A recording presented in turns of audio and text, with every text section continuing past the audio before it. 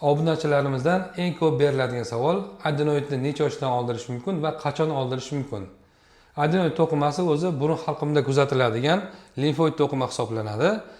Buning kattalashib ketishi bolalarda burun orqali nafas olishning buzilishiga va og'iz orqali nafas olishga sabab bo'ladi. Buning natijasida bolalar tez-tez shamollaydi, tomoq tez-tez og'rib qolaveradi. Undan tashqari adenoidning klinik belgilari namoyon bo'lib boshlaydi.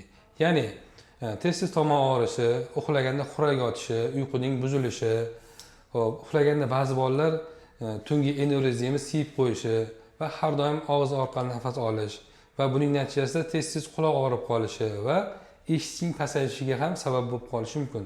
Bunaqa holatda biz adenoid to'qimasini olib tashlaymiz, ya'ni adenoid to'qimasini 1, 2, 3 darajasi, 3 ta darajasi farqlanadi. Bunaqa holatda birinchi darajada adenoid to'qimasi bemorlarni bezovta qilmaydi. Ikkinchi va uchinchi darajada esa yuqorida sanab o'tgan shikoyatlarimiz bezovta qiladi bolajonlarni. Unaqa holatda mana shu asoratlar kuzatiladigan bo'lsa, albatta adenoid to'qimasini operatsiya yo'li bilan olib tashlashga to'g'ri keladi.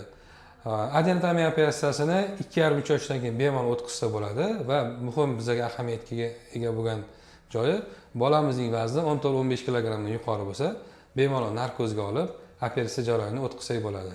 Siz va sizning yaqinlaringizda ham shu kabi muammolar bo'lsa, bizga murojaat qiling. Biz sizga malakali tibbiy yordam beramiz.